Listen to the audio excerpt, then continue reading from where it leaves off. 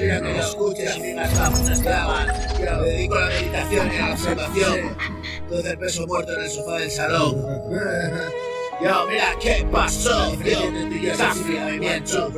Yo, cafia. No estaba en el culo. Yo, the fucking house. Yo, man. Fuck up.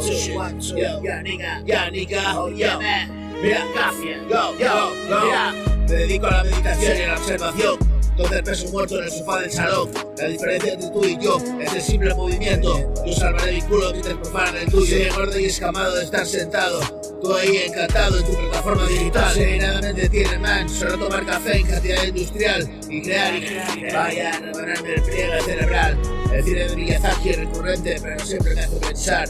Otomo llegó a Supra hace 40 años ya. Bro, yo, ¿qué pasó? Sí, ¿qué puedo esperar de esta alienada sociedad? Sino que tratar de hacerla despertar. ONGs creaban conciencias, pero siempre se puede hacer algo más. Estoy en una zona cómoda, bra. Dios, el mundo jodió mi culo hasta hacerlo reventar.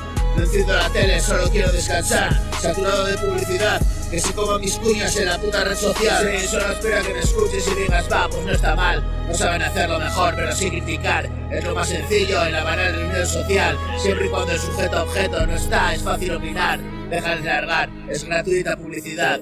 Spameo sociocultural en la terraza y el bar.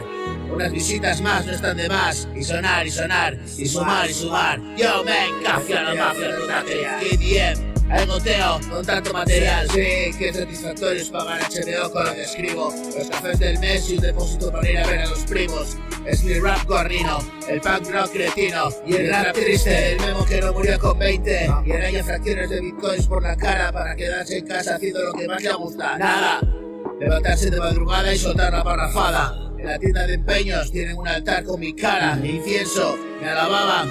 Y he vendido basura a precio de ganga. Coqui Gang saben cocer castañas cuando no hay nada de nada.